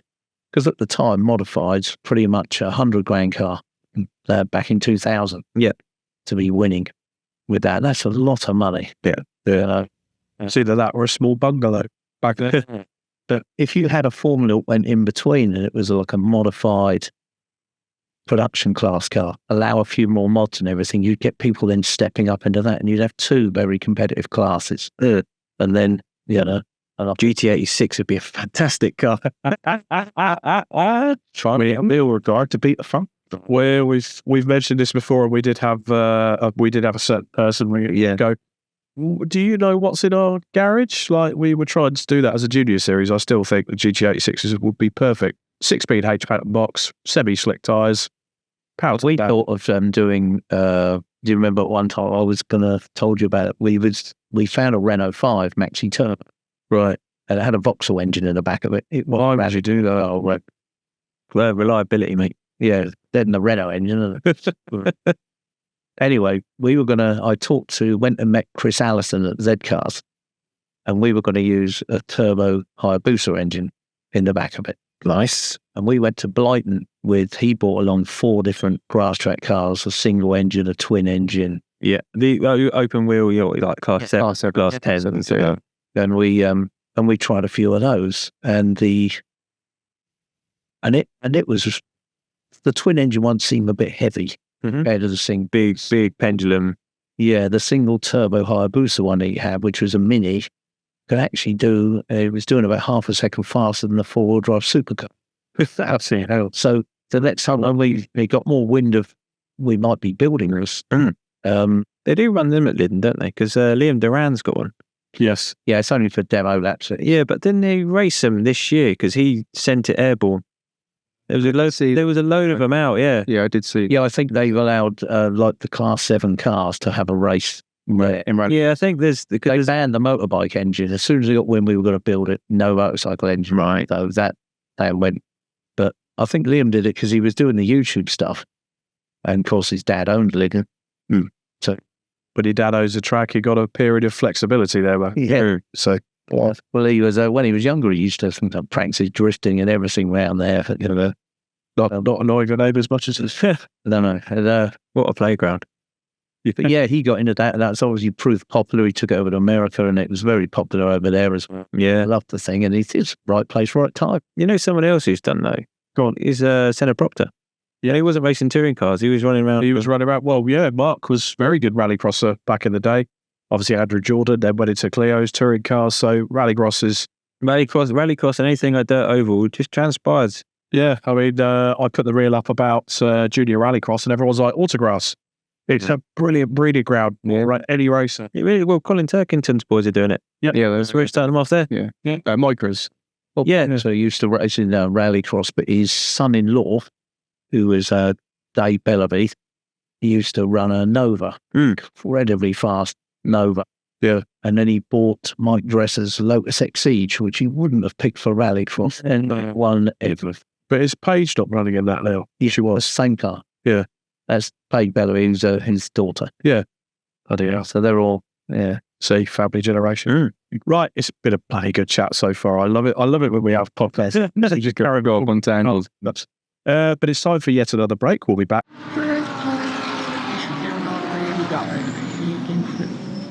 For the final part in what has been a great chat with Rob Welsh and Greg Rose, Scott. Waffling. Just waffling. Well, that was a previous episode, the Waffling New Year. So if you're listening to this episode and you think you like the podcast, have a listen back. I think the last episode we kind of went over the news a bit. We've got a load more news to do. But that's probably going to be next week now. Yeah, we'll touch on that. We'll fill it back. Well, it won't be next week. We have a guest on next week, don't we? We do have another guest on next week, but we got some stuff coming up, so don't worry, we will delve into it.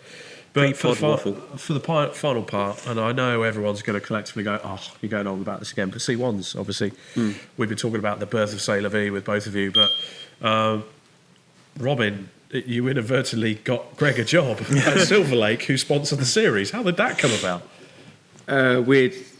You asked me to help Alan, didn't you? Yeah. I didn't know it. Beyond So help. he was doing everything, not doing everything, but he was doing a good job with C'est La Vie, and Alan, well, Silver Lake at the time were racing C1s as well. Just didn't quite have the consistency or knowing what to do as sort of, a full package of what to do and when, and they didn't have any consistency around it. Yeah. So when we decided to pack C'est La Vie in, it's when I sort of had started having conversations with Carol and Philip that things were going to happen and I was going to take the series over.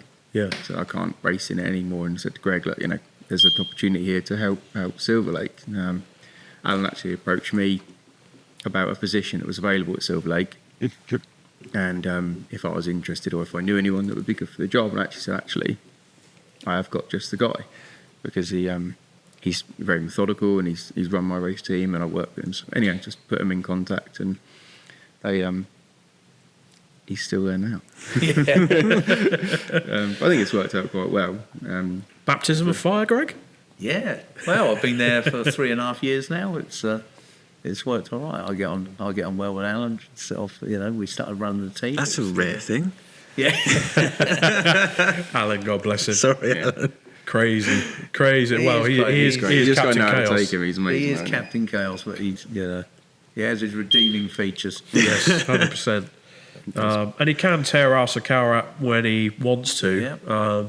He's also a part-time civil engineer, as he showed at Pembury. We've had that joke a few times, trying to move a pit wall. Yeah. He does all his own stunts. Yeah, He does does. do all his own stunts, bless him. But the progression in those 3 years from where you started when you were at Silver Lake, what work have you had to put in, or what work have you done with the team to get where they are now? We've done a lot of work. First of all, we had to start off with building 2 new cars. Get rid of the old ones, build 2 new cars from fresh start, without having damaged cars that had just been repaired. We got them out. They were instantly, I think me and Mike called it 2.5 seconds faster than the years before. Well, they were just suddenly on pace, were they? No, Yes. that never had been. No, and that's right. And that put us on the pace of being top 10. Yeah. And I think if you can be in the top 10, you're in with a good shout. Yeah. For sure. in there, and but you need to be there or thereabouts, and we managed to get there. We got some more consistency with the team. That was something you struggled with a lot at first, I think. From what we saw outside was just it was not a turnover stuff, because that makes it sound like they weren't enjoying it. It was just no one could commit. There wasn't any one person that could commit consistently, and running a race team you need consistency, which luckily you've got now with the snail speed boys. Yes, That's yeah, a big game changer, really. Yeah, we've had a lot of help. Especially Aaron. He's down there. Whenever I'm there, he's there as well. And throughout last year, he did an excellent job. As I said the other day, even Dan and Wayne, they're always there helping, and it's been really good. And so with their help last year, it was a massive help, and the team ran really well. We had some good results. It's been on the podium.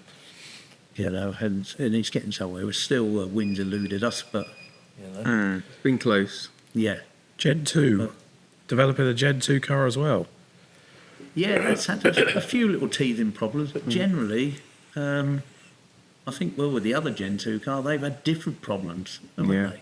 Yeah, it's all been a bit strange, but this year we made a huge leap because with the help from Nick Beaumont from Jedward Bird and his connections, we've managed to find someone to crack the ECU now.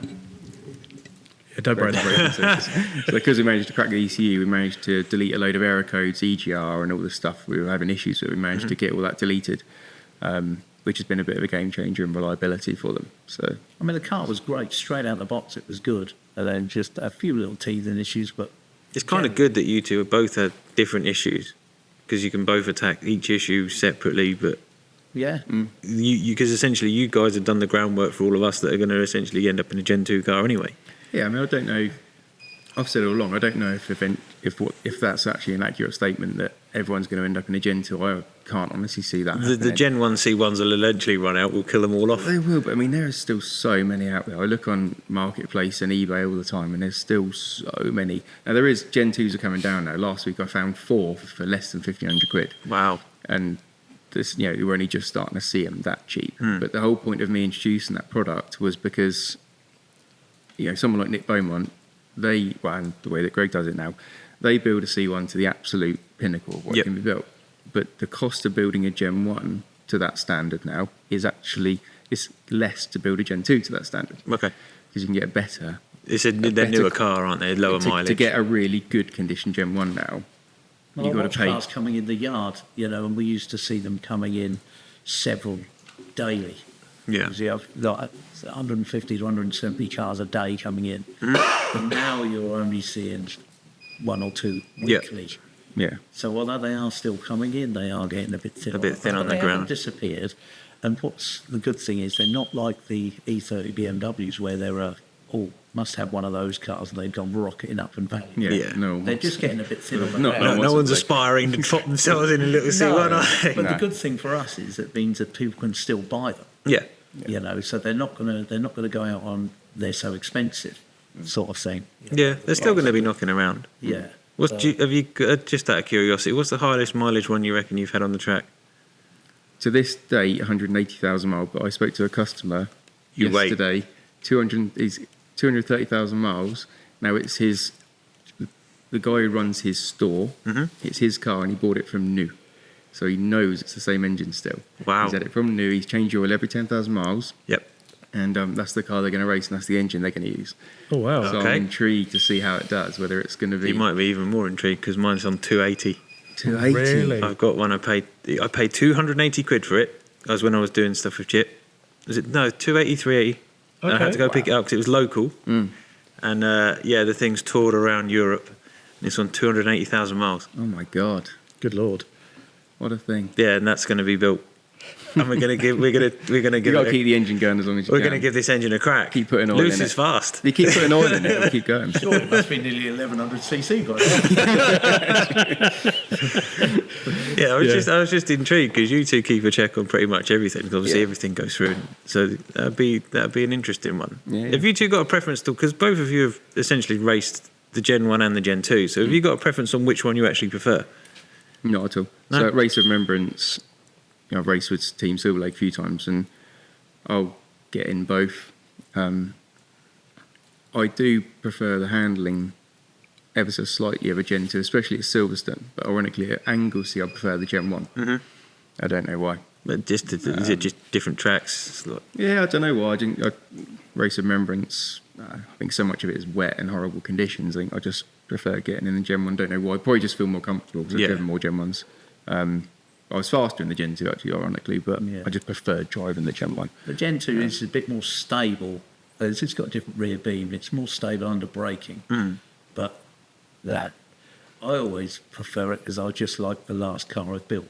If I built the last one, that's the one I like. Yeah. Which It's going to, because the last one you built is essentially the best one you've built because you always build the best and keep building the best, don't you? They get better. they get better as they go. Yeah. If I built another Mark II, that's the one I'd like. But that's just me. So if you guys had a piece of advice that you could give someone starting out in the championship that you feel is kind of paramount to coming in and just getting on, hitting the ground running, what piece of advice would you give someone or a team coming in? If they rung you up, what do I need to do? What's the first thing I need to do? I would say pay the money and get another team to run you for your first two races. Yep. Because what we see a lot of the time, so many new people come into it and they just fumble around and get penalties and just don't know what they're doing. did the same. Some people ask me the questions and I send them emails. And there's one guy, he sent me an email today with 26 questions on it, and I love it because he's asking, so I give him the answers. But I still said to this guy, and I think he's going to run. He spoke to Bear from Jelly Snake, so I think he's going to run with Jelly Snake for his first time. But I say to him, it's the best money you'll spend because just make notes and watch. Yeah. You haven't got the stress of doing it yourself because there is a lot to it. Yeah, there is. There is a lot to it. There's a lot in. There's not just the car and the setup and everything else. Just if you've never done a race weekend coming in, the whole procedure, it is all of it. Massively So just overwhelming. pay someone. You'd end up spending a lot of money on unnecessary things. You'd find more out of yourself in the first season than you ever would in the car. So you might as well just buy the car if you can get someone to run it for you. So you understand the pit stops, the strategy, and everything like That's that. the key thing. Just get in, drive the car. You're not going to be front running to start with, but just get out there, and eventually you'll just pick it up. Yeah. And then concentrate more on the setup and everything. And I think you've just got to get out there and find your pace. It's no good going out there and thinking, right, I must have this, must have that, and find yourself still back in the grid. That's a great piece of it. I agree with you because there's some really good teams in there that are doing a really good job. And everyone's friendly and helpful. And there's such a huge selection of people that can do it, that you can pay just to run you for the first meet. If you your own car or if you want to do a ride and drive, whatever you want to do. I say to people, even if you've got your own car, great, fine. There's so many teams you can just rock up with, pay them some money, and they'll run it for you. They'll tell you when to pit, how to pit. They'll have people ready that you can just watch. And you can make notes for that, and then even if you just do it for one meet, and you then know going into your second time, I need this many people to do an effective pit stop. I need to do that strategy. I'm going to use roughly that amount of fuel. I didn't need as many tyres as I thought I was going to need, etc., etc. that's a big one. One of the biggest things I found was you just didn't need that many tyres. We just way overestimated the amount of tyres we'd need. For the 3-hour stuff so much, people then underestimate how many they need for a 24-hour. Yeah, that is true. But when we first did the 24-hour in the Sailor V, you could do 2 stints on the front tyres. No problem at all. Easily. Nowadays... Yeah, you can still do that on the right-hand front, but the left front every time. But as you said earlier on, that's because the pace has increased. Although the lap time hasn't, we actually still did the current lap time in Sailor V back then, so the lap time overall hasn't increased that much. I think the consistency probably has. Yeah, we could find that lap time, but maybe 1 or 2 laps over a 24-hour race. Plus, in the past few years, Silverstone has been resurfaced quite a bit. For the F1. Everything changes, but the fast consistency, doing a regular 3-minute lap now around Silverstone is pretty easy. Well, I think so. It was back then 3. I think we qualified on a high 59 in Sailor V, and that was everyone was like, "What the hell? Where'd that come from?" But it was hard to do, and we didn't do a lot of it. Whereas sub 3 minutes now, if you're in a good pack, you can do that pretty easily. Yeah, you're going to use too much fuel, but you can. But I think a lot of teams they're coming into it, sort of, especially 24-hour race. You definitely want someone running you for that. Whatever team, we know what they're doing. I mean, the other thing at the tracks, running Silver Lake, we always turn up with a lorry full of parts as well. So there's another thing people don't expect, what spares package to bring. What will I need? It's nice to have that, so they can come up and all these spares are available. So you don't have to worry too much about how much to bring, because in a 24-hour race you don't know what to bring along. You don't know what can go. Anything could go, couldn't it? Absolutely. Bring everything.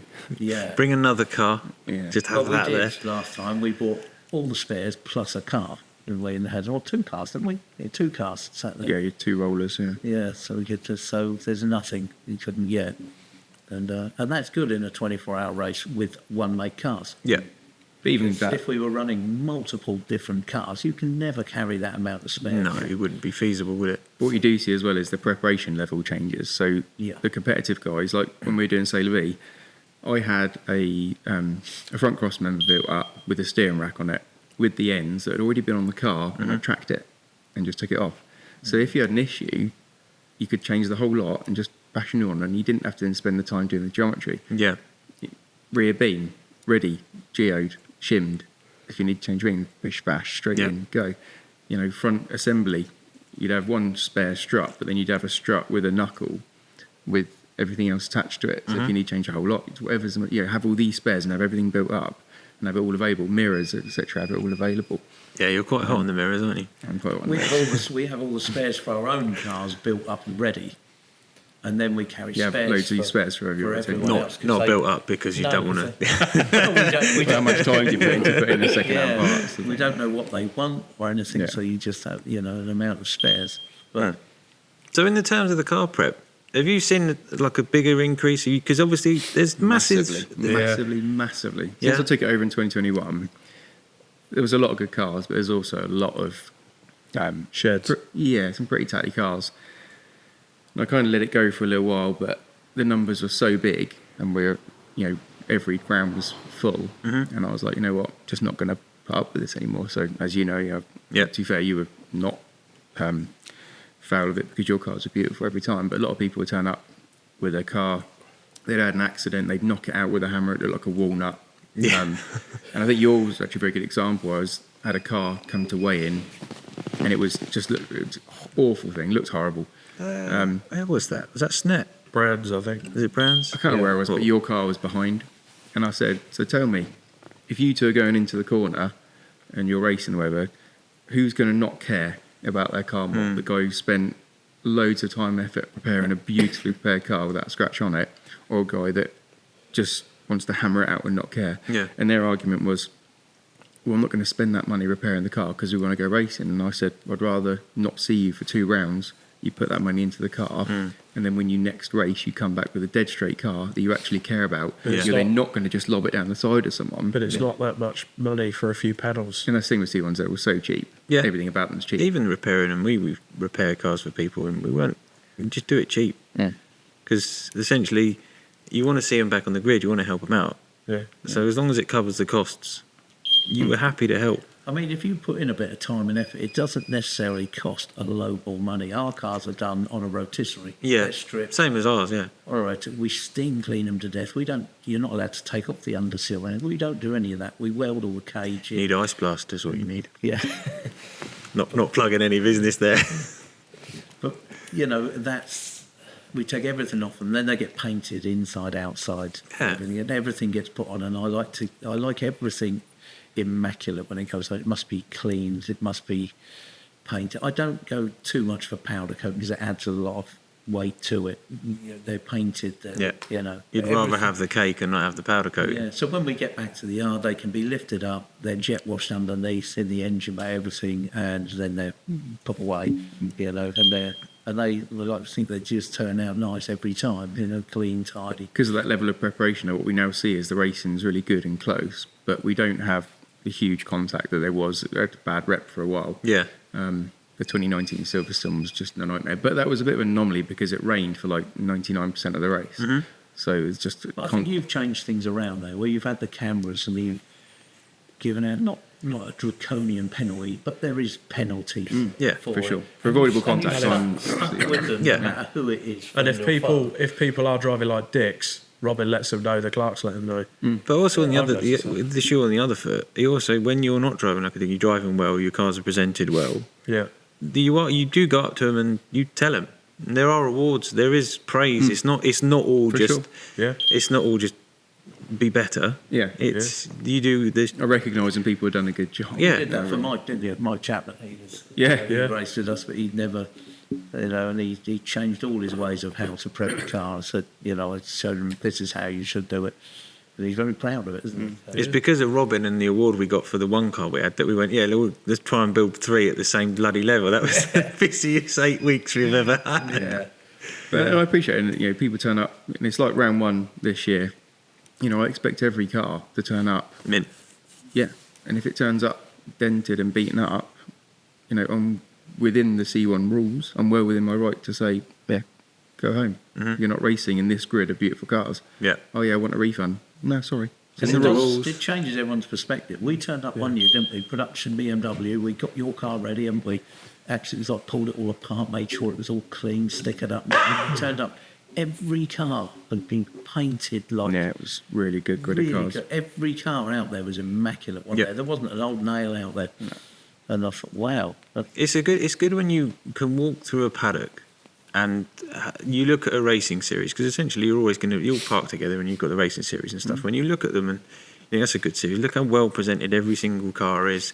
And the teams do make the effort. You get, like I said to Robin, I've said in previous podcasts, is I've been to C1 events where you've got guys turning up on a trailer with spares next to them, sleeping in the back of the Mondeo estate. Yeah. So the guys like you rock up with the Arctic. But they're all very similar in the way they're prepped and the way you want to go racing, and you're all there for the same reason. So it's nice when you actually turn up to a paddock, because you turn up to some paddocks, I've done it before. You know, well, that was a bit... It's not a good advert for the paddock. Yeah. I You think don't want to people be involved enjoy- in that. A lot of people who do this enjoy building the cars as much as they do racing them as well. Yeah. And the attention to detail they can put in. If they see it on another car, I think, I'm going to do it to mine.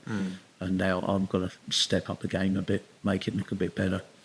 Do you find that, so you did the Rouse and the touring car stuff. Do you think people are putting as much effort in now as they were back when you were racing BTCC, those big cars, manufacturer stuff, into club racing? Yeah, you can definitely see, the pride's there. Obviously, the level Yeah. is massively different, because you'll have departments of people with millions of Yes. pounds of budget. But Yeah. the want and the pride, that's what I find. Yeah. In club racing now, there's a real pride element of, look at what we've done. You look at Jack Watts and BPC, their first few cars that they did weren't great. Roughly on the pace of the right people behind the wheel, but the car's preparation was Not there. They were fast enough, but they just weren't pretty. Jack would constantly ask me questions. Ask. Look. You look at the way he puts car together now. Beautiful. And he loves a little hack. Yeah, he loves the little hack I do with the power distribution and stuff like that for the master switches and things like that. And just trying to make everything a little bit easier for an engine change. That's the way I look at everything. I'm going to do that. I'm like, need to change this engine. How quick can I do it? So I look at how I do the wiring and stuff to make it practical. And he does. You look at the Golf coloured car. The Signature RV car. Signature RV car. Yeah, it was easily one of the best cars that was out there. Yeah. And that's the level he wants to do. And you look at his 5-door car, the black 5-door. That's to that standard. He paints them inside, and everything is clipped, and all the clips are facing the same way, and they're all equally spaced. Does it matter? Not really. It's taking pride. Yeah. Exactly that, and that's what we're seeing in the driving standards, because everyone's taking pride in those cars. They don't want to have to reshow them. They don't want to have to... Fixing your car's boring. Who wants to spend money fixing your car? Yeah. You want to go racing. So we do see that. I was always taught when you're building a car, you strip it down to nothing, not a plastic grommet washing, nothing on You've it. weighed it grommets, haven't you? I've seen you with your little bag of grommets. But you strip them down to nothing, clean them, paint them, so they're nice and easy to work on. Then everything that's put on the bolts, we have a little tumbler that all the bolts go in. They get cleaned up so they're easy to use. Copper slip everything, rethread everything. Go through with a tap and make sure all the threads are good. They've got to be workable, nice and easy. You want to be able to get under. You don't need Prevention's always better than cure, isn't it? Yeah, at you the don't end want of to the come day. out filthy from working on it. You need to be able to get under there and work on it and make sure it's, I think the preparation is everything. Yeah. And when you go to check them ready for the next meeting, they've got to be gone over and notice all the little details on there. Yeah. The good thing I like about it is, though, the cars that are done to the standard that Greg does and a lot of Jack's are the minority. The majority are cars that are bought, stripped, cage bolted in, feet welded in, a little bit of paint puffed around, and go and race. You look at like Bacon Racing, WRC Developments, the Trojan Kids cars. So many of the front running cars. You look around them; they're tidy and nice, but they are just bolted together, Yeah. which is still the way I prefer to see a C1 built. I love what Greg does, and I love what Jack does, and all the cars that build them like little touring cars. I love seeing it, 'cause that's the way I build a car. But I actually prefer the fact, look at Josh Cook's car. Sylvain Rubio Daly's the thing, and it's just a basic car that's bolted together, and they turn up and send it and do what they do, and it's great. And I still think that's the beauty of that C1, is that you don't need to do the super duper high level, super effort all the time in the world preparation. You can just bolt one of these cars together. If you can drive, You can still be running at you the can front. still run at the front. So it's a brilliant balance of, look through the grid and you've got that balance of cars, I think that in terms of the same as some people like to build them differently so they can. Yeah. Be built Not either everyone's way. got the facilities or the time or the money to do Well, exactly the that. big builds. Someone But you might be out the can side build of that their up own over garage. time, because it goes back to what you said. Run with another team, look at another team. Everyone's helpful. Yeah. Yeah. You can learn a lot just by looking at a car. Yeah, Like I say, you can build it however you want it. You can still be front running. It's how you choose to do it, but you can do it to whatever level you think you want to. And Yeah. it's still an acceptable way of doing it. It doesn't have to be, you know. But there's so little you can do to the cars. Exactly. And that's what I say to everyone. You know, I'll show two cars. You know, you look at look at Nick Beaumont's grey car. You know, I'll say to someone, realistically, it's a 15 grand build. And you look at Josh Cook's car, 1,500 quid build, or as little as he can buy the parts for, as little as they can do everything for. The two cars go just as fast, one another. They do the same thing. But they're very different. You know, one is it's his company, that's his image, that's what he does. And Josh and his friends do it for fun. Yeah. And they do it as cheap as they possibly can. And that's the two extremes. You see, you look at the way that WRC run the cars, David's cars. Again, they're all clean. Clyde Brookson does an amazing job. They're tidy, they're presentable. But again, they're just bolted together because they still consider the shell a consumable part, which essentially they are in the race series. But they know, especially their higher cars, they know that anything could happen at any one point. So they don't put loads of effort into building them. They're tidy and well built, but they're basic. Yes. You know, it's the beauty of it. Right. It is time. It is time for your, probably, don't know about you, Greg, your first ever top 10 shootout, top 10 plus one. Top 10 each. plus one. So Scott is going to ask you both a question, and you give the answer as quick as possible. We'll do one question. You both then answer it, okay? Will we answer at the same time or do it? Well, yeah, answer at the same time, then I'll answer the next question. Fight about it. Yeah, why not? You know what I mean. Scott, you got 11 questions for us. Take it away. Red sauce or brown sauce? Red. Tea or coffee? Tea. Coffee. Movies or books? Movies. Books. Race weekend or boys weekend? Race weekend. Race weekend. Text or voice note? Voice note. Neither. I'm with him. It's definitely neat. Just use the phone for a phone. If you could have one person narrate your life for the rest of your life, who would it be? Rob Lewis. Ooh. Good Lord. My wife, I think. She's come out with some things. Can you imagine? Once again, Greg fucked up. One lap shootout. What track and who against? Brands Hatch for sure. Greg Rose. And we've never done it. On that, I'd say Brands Hatch and I'm against Rob. That'd be great. And we've talked about it so many Sounds like times. something has to happen there. Yeah. It does. Wet race or dry race? Wet. Wet. Fair enough. And the one, manual paddle shift? Manual. Manual. Oh, okay. And these two have done both. That's good. Right. This is the best one. If your car could make one noise and one noise only when you hit that throttle pedal, what noise would that be? And it doesn't, no, it's not. No engine noises. engine noises. Banned. We've banned it. I know you're of that age, but you've all hearing's not that bad. Yeah, so it could be anything. It could be a saying. It could be something funny. We've had all sorts. So as soon as you press the pedal, a noise.